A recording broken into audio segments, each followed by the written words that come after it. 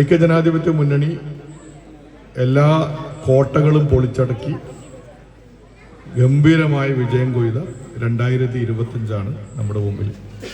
എൻ്റെ പ്രസംഗാരം കേട്ടോന്ന് എനിക്കറിയില്ല. ബംഗ്ലത്തും അഖിലയും ജലീലും മുനീർ മാഷൊക്കെ അന്ന് അവിടെ നിസാർ ഒക്കെ അന്ന് ഞാൻ നേരത്തെ നിസാർ മാഷോട് പറഞ്ഞ് ചെറിയൊരു പിശക് പറ്റി.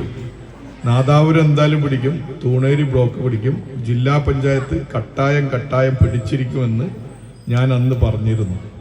എവിടെയോ ചെറിയൊരു പിശക് തൂണേരി ബ്ലോക്കിൻ്റെ കാര്യത്തിൽ മാത്രം സംഭവിച്ചു. ദൈവം അനുഗ്രഹിച്ചാൽ അടുത്ത തവണ നമ്മൾ തൂണേരി ബ്ലോക്ക് പിടിക്കും. അപ്പം പക്ഷെ നാദാപുരത്തെക്കുറിച്ച് നമ്മൾ പറഞ്ഞു കേട്ടിരുന്നത് വലിയ പ്രയാസമാണെന്നാണ്. പക്ഷേ 24-ൽ 18 സീറ്റ് അടിച്ചെടുത്തുകൊണ്ടാണ് നാദാപുരം വീണ്ടും ജനാധിപത്യ കേരളത്തിൻ്റെ നെറുകയിൽ വന്ന് നിൽക്കുന്നത്. കാരണം ഇന്നലെ ബഹുമാനപ്പെട്ട നമ്മുടെ VD സതീശൻ സാറ് പറഞ്ഞൊരു കാര്യമുണ്ട്. സതീഷ് സാർ പറഞ്ഞു 4 മാസം കഴിഞ്ഞ് UDF അധികാരത്തിൽ വരുന്നില്ലെങ്കിൽ ഞാൻ വനവാസത്തിന് പോകുന്ന അദ്ദേഹം പറഞ്ഞത്.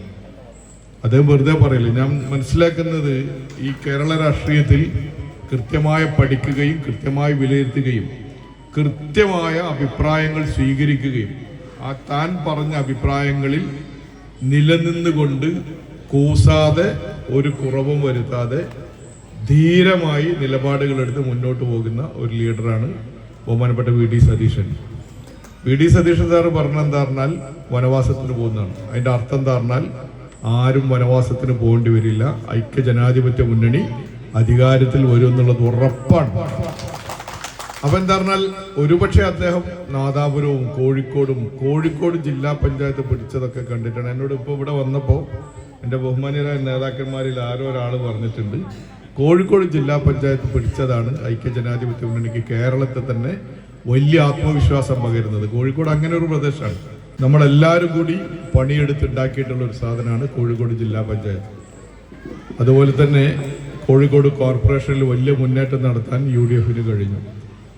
ഇവിടെ തന്നെ വാണിമേൽ പോയെങ്കിൽ കായക്കൊടി നമ്മൾ പിടിച്ചു. മാത്രമല്ല നാദാപുരവും തൂണേരിയും ഒക്കെ ചെക്കാടൊക്കെ നമ്മൾ ഗംഭീരമായ വിജയം ആവർത്തിച്ചു. മരുതോങ്കരയിലും കാവിലുംപാറയിലൊക്കെ നമ്മൾ ഉള്ള വിജയങ്ങൾ ഒന്നുകൂടി മെച്ചപ്പെടുത്തുന്ന സാഹചര്യം ഉണ്ടായി. അപ്പോൾ നാദാപുരം നിയോജകമാണ് അന്ന് ഞാൻ രണ്ടാമതൊരു കാര്യം പറഞ്ഞത്. തൂണേരി പിടിക്കുന്നതും നാദാപുരം നിലനിർത്തുന്നതും ജില്ലാ പഞ്ചായത്ത് നേടുന്നതൊക്കെ നാദാപുരം നിയോജക മണ്ഡലം നിയമസഭയിൽ ഐക്യമുന്നണിയുടെ ഒരാൾ പ്രതിനിധീകരിക്കണം എന്നുള്ളതാണ് എന്നും ഞാൻ അന്ന് സൂചിപ്പിച്ചു.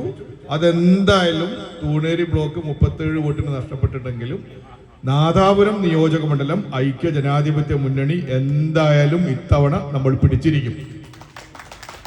നമ്മൾ 140-ൽ ജയിക്കാൻ ആവശ്യമായിട്ടുള്ള ഭരിക്കാൻ ആവശ്യമായിട്ടുള്ള ഒന്ന് നാദാപുരം ഇവിടുന്ന് കൊടുക്കും. ആ രീതിയിൽ നമുക്കിനി വർക്ക് ചെയ്യണം. ഇപ്പോൾ 21-ാം വാർഡിനെ കുറിച്ച് പറഞ്ഞു.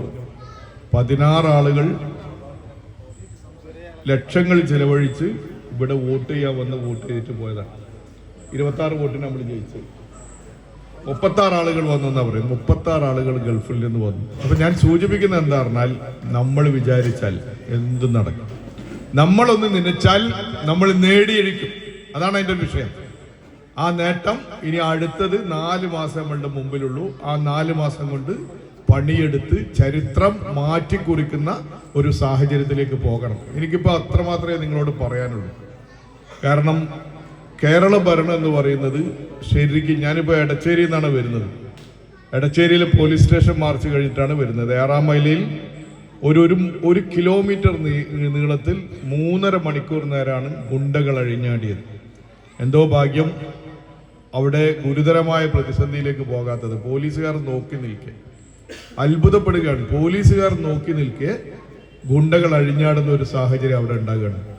അപ്പോൾ ഇതൊക്കെ ജനങ്ങൾ അറിയുന്നു, ജനങ്ങളത് മനസ്സിലാക്കുന്നു.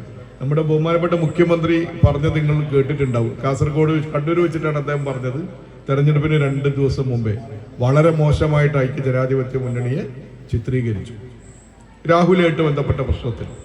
പക്ഷെ കൃത്യമായി ജനം മറുപടി കൊടുത്തു. ജനം എന്താണ് ചിന്തിക്കുന്നത് എന്നുള്ളത് കൃത്യമായി മറുപടി കൊടുത്തു. ഇപ്പം നമുക്ക് തോന്നും കുറച്ചും കൂടി നന്നായിട്ട് പ്രവർത്തിക്കുകയായിരുന്നു. എനിക്ക് തന്നെ തോന്നുന്നുണ്ട് കുറച്ചും കൂടി നന്നായിട്ട് പ്രവർത്തിച്ചാൽ കോർപ്പറേഷൻ നമ്മുടെ ഉള്ളം കൈയിലേക്ക് വരാൻ ഒരു പ്രയാസമില്ല. ആകെ 5 സീറ്റിന്റെ പ്രശ്നം ഉണ്ടായിരുന്നു. ഈ 5 സീറ്റിൽ ഈ 50 താഴെ വോട്ടിന് തോറ്റ 4 സ്ഥലങ്ങളുണ്ട്. അവിടെ ഒന്നുകൂടി മുറുക്കി കൊടുത്തിരുന്നെങ്കിൽ നമ്മൾ അതും കിട്ടുമായിരുന്നു. ഇത് നമുക്ക് പിന്നെയാണ് തോന്നുക, കോടതിയിൽ നിന്ന് ഇറങ്ങിയിട്ടാണ് ലോ പോയിന്റ് തോന്നുക. അങ്ങനെ തോന്നാൻ പാടില്ല. ഇനി എല്ലാ പഴുതുകളും അടിച്ചുള്ള പ്രവർത്തനം. ഇവരിനി കേരളത്തിന്റെ ശാപമാണ്. ഇടതുപക്ഷം കേരളത്തിന്റെ ശാപമാണ്. അത് കൃത്യമായി നമുക്കറിയാം. നമ്മളെ ഭിന്നിപ്പിക്കുക, നമ്മളെ കമ്പാർട്ട്മെന്റലൈസ് ചെയ്യുക, ഇതാണ് ഇവർ ചെയ്തുകൊണ്ടിരിക്കുന്ന പണി.